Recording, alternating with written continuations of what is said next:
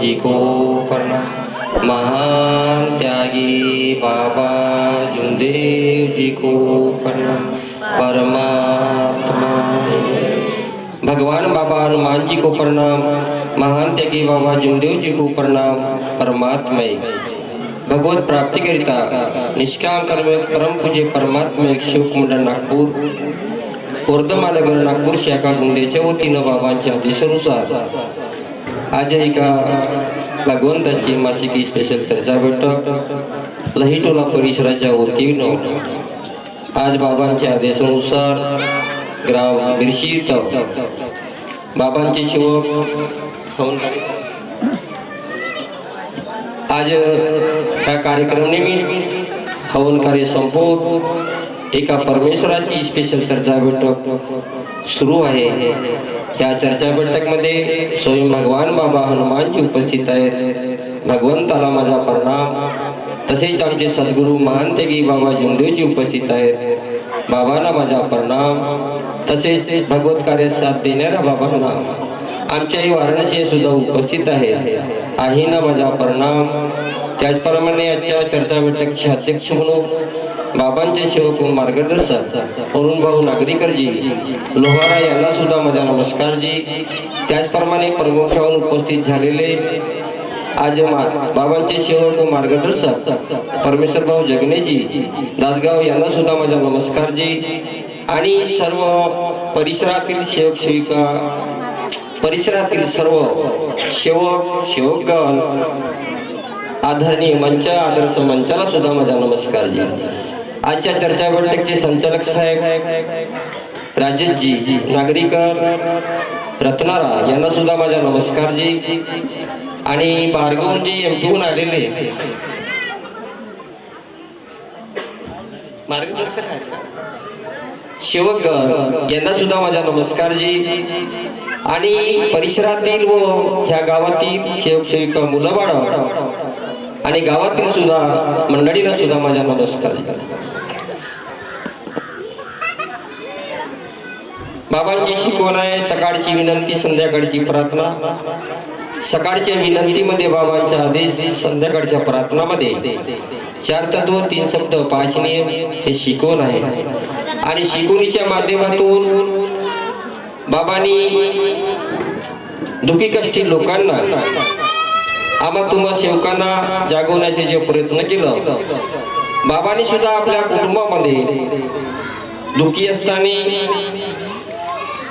बाबांनाही असं वाटलं की मी हे एका परमेश्वराची प्राप्ती करून दुःखी कष्टी जे लोक आहेत त्यांना जागवण्याचे काम बाबांनी जे व्हिडिओ विचारलेला आहे आणि तेच आज मंडळ करत आहे। तर हे सुद्धा आमच्यावरती सर्व सेवकांवरती हे काम सोपवलेलं आहे। तो हर परिसरामध्ये साप्ताहिक चर्चा बैठक, 15वाडी चर्चा बैठक, मासिक चर्चा बैठक, सेवकसंमेलन हे भगवंताच्या आदेशानुसार शब्दानुसार बाबांच्या शब्दानुसार आपण हे करत असतो। आणि प्रचार प्रसारच्या माध्यमातून जे दुःखी कष्टी लोक आहेत ते जागत आहेत। बघा हा मानव धर्म जे भाग्य यांचे भाग्य जसं की बाबांनी म्हटलेलं आहे की अभाग्य भाग्य। तर आम्ही जेव्हा अभाग्य होतो म्हणजे आपण वायदेच्या ताब्यात होतो आणि एका शब्दामुळे एका सेवकामुळे मार्गदर्शकच्या निवस्थान जो आपण जातो तेव्हा मार्गदर्शक आपल्या शब्दानुसार जो कार्य देतो त्या शब्दानुसार आपण कार्य घडवतो। आणि कार्य घडवताना 3 दिवसाचे 7 दिवसाचे 11 दिवसाचे कार्यानुसार आपल्या कुटुंबाचे दुःख दूर होतात। आपण मार्गात तर आलो पण शिकण्यासाठी सुद्धा आपल्याला एक शाळा दिलेली आहे। आणि ती शाळा आहे साप्ताहिक चर्चा बैठक, 15वाडी चर्चा बैठक, मासिक चर्चा बैठक। ह्या चर्चा बैठक मध्ये जर आपण गेलो तर आपल्याला 4 तत्वाचा अभ्यास मिळतो। 3 शब्दाचा अभ्यास मिळतो, 5 नियमाचा अभ्यास मिळतो. बाबांनी म्हटलेलं आहे की भगवंत प्राप्तीकरिता 4 तत्वाची गरज आहे. आपल्या कुटुंबाकरिता 3 शब्दाची गरज आहे. आपल्या गरजतीसाठी 5 नियमाची गरज आहे. हे जे शब्द आहे, हे जे नियम आहेत, हे आपल्या कुटुंबाशी जर खरोखर जो सेवक चर्चा बैठकला जातो त्यालाच हा अभ्यास मिळू शकते, अन्यथा मिळू शकत नाही. दुसरी गोष्ट, आपण आपल्या कुटुंबामध्ये जर चूक बोलण्या चालण्यात कधी झाली तर त्याच्यात सुद्धा सुधारणा आपण भगवंताच्या समोर ठेवू शकतो. आपण शिकलो म्हणजे कसं, आपण चर्चा बैठकमध्ये जाऊन आपल्या घरची गोष्ट किंवा आपली गोष्ट आपण तिथं सांगतो. हे शब्द चुकीचे असतात, कारण की करंट सेवकाचा तो मार्गदर्शक पर्यंत पाहिजे. याची सोडवणूक सेवकांनी मार्गदर्शक पर्यंतच पाहिजे. कारण बाईचे शब्द कसे निघू शकतात, मुलीचे शब्द कसे निघू शकतात, त्या मुलाचे शब्द कसे निघू शकतात किंवा त्या सेवकाचे शब्द कसे निघू शकतात, तर फक्त मार्गदर्शक जेवढंच आपण हे गोष्ट सांगणे गरजेचे असते. जर आपण चर्चा बैठकला जर सांगलं तर सर्वांना माहीत आहे. असं होऊ नये म्हणून छोटी मोठी जी गोष्ट आहे, दासगावला तसं आज सेवक चवडेजी आमच्या निवस्तानी आले, पूर्ण सांगणार नाही. त्यांच्या मुलांची प्रकृती बरी नाही आहे आणि बरी नसल्यामुळे त्यांनी मला परवा फोन केला की हे अशी अशी गोष्ट आहे. आणि मी म्हटलं ठीक आहे, तुम्ही परिवार सहित या. परिवार सहित आले. 4ही लोकांनी आपापले विचार ठेवला. त्या अनुषंगाने मी त्यांना आपल्या शब्दानुसार त्यांना विचार दिला आणि आज ते माफीचे कार्य घेऊन गेले. मी म्हटलो परमेश्वरावर लक्ष हे एक चित एक लक्ष एक परमेश्वर. तर आपल्या कुटुंबाचं जर असेल तर परमेश्वर खरोखर आपल्या कुटुंबावरती लक्ष देऊ शकते, कारण ही दैवी शक्ती आहे. मगाशी भंडारी भाऊनी सांगितलेलं आहे, तर भंडारी भाऊनी तिने सांगितलं की काही दिवसानंतर कार्य द्या. भंडारी भाऊ तिकडे गेले. जे एमपीची जे सेवक आलते त्या दिवशी त्यांनी मला फोन केला की खूप तब्येत खराब आहे, तर काकाजी यासाठी कसं करावं लागेल. मी त्यांना सल्ला दिला आणि ते म्हटला बाजूला जर कार्यकर्ता जर असेल तर त्यांच्याकडून त्या सेवकाला पाठवावं, त्या व्यक्तीला पाठवावं. पण त्यांनी भंडारी भाऊनी म्हटला की आम्हाला काहीतरी तात्पुरता काही दिवसापर्यंत आपण त्यांना विचार द्या, कार्य द्या. आणि त्यांच्या शब्दानुसार मी सुद्धा त्यांना विचार दिला, कार्य दिला आणि खरोखर त्या शब्दानुसार त्यांचे दुःख, त्या परिवाराचे दुःख दूर झाले. आणि शब्दही भगवान आहे, शब्दही शैतान आहे.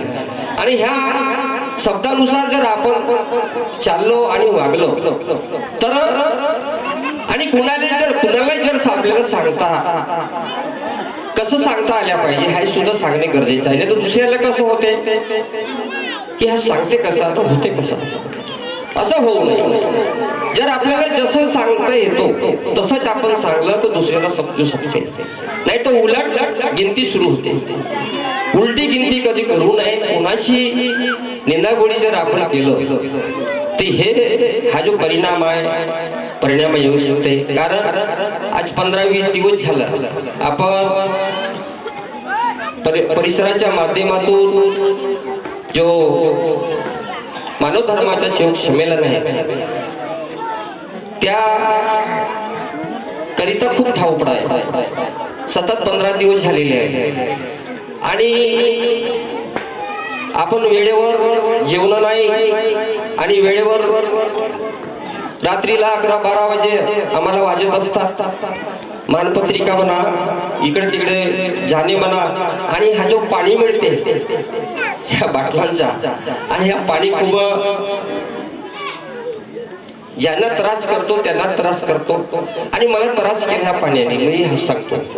तर ह्या जो पाणी पचरा की जो आम्ही पाणी पितो, त्या कारणाने सुद्धा आज 5-7 दिवस झालेला आहे जरा काम करत नाही. म्हणून मी सर्व सेवकांना विनंती करतो की आपण भगवत कार्याला आपल्या कुटुंब सहित आठवडी चर्चा बैठकला जर आपण नेलं तर खरोखर परमेश्वर आपल्याला मदत करू शकते.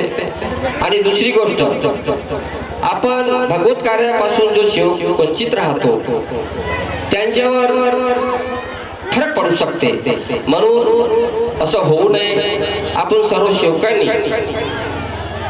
बाबांच्या आदेशानुसार, बाबांच्या शब्दानुसार आपण जर कार्य केलं तर खरोखर, नाहीतर आपण 3 दिवसाचे कार्य देतो. आणि काल मला एक सेवकांचा फोन आला, काकाजी म्हणजे 10 दिवसाचे कार्य होते, म्हणून कोणा दिलं?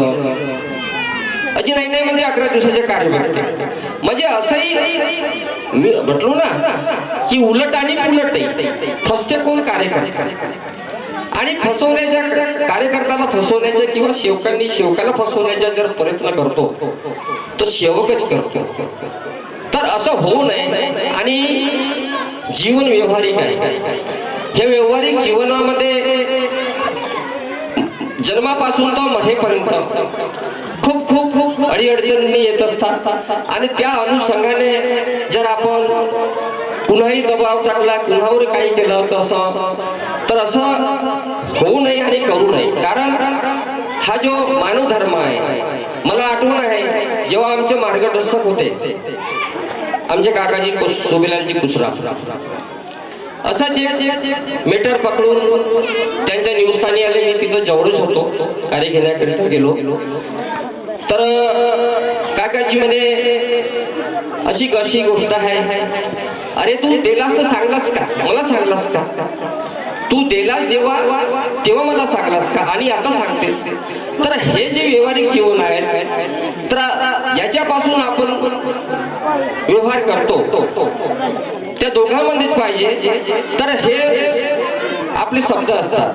नाहीतर काय असते, आपण काही करून घेतो, काही बोलून घेतो, कुणावर आरोप टाकून देतो आणि हा फसवण्याचा प्रयत्न आपण करत असतो. तर असं होऊ नये. आपण सर्व सेवकांनी विचार करायलाच पाहिजे की जर आपण शाळेत जातो तर शिकतो कशात? 4 तत्व 3 शब्द 5 नियमाचा जर आपण सेवकांनी अभ्यास केला तर खरोखर आपल्या आपल्या कुटुंबातील जे सदस्य असतात, सासूनी सुनसीन, सुनानी सासूसीन, मुलांनी वडिलासीन, असं जर आपण विचारता तो शब्द नियमाच्या माध्यमातून जर केलं तर खरं त्या कुटुंबामध्ये सुखमय जीवन जगू शकतो. आपण सर्व सेवकांनी मी विनंती करतो की समोरची तारीख 10/2/2026 ला निलजित मानव धर्माचा भव्य शिव संमेलन आहे. आणि त्याकरिता आपल्याला तन धन आणि मन यांची गरज आहे. आणि सर्व सेवकांनी आपण जसं हर वर्षाला आपण देत असतो त्या अनुषंगाने आपण सर्व सेवकांनी द्यावं. आणि चांगल्या प्रकारे हा मानव धर्माचा प्रसार व्हावा. दुःखी कष्टी जे लोक आहेत ते जागृत व्हावा.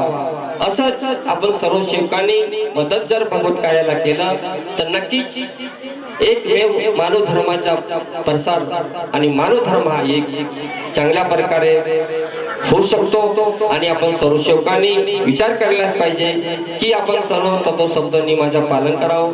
मी पण करीन. एवढे बोलून आपले 2 शब्द इथं थांबवतो. नमस्कार जी.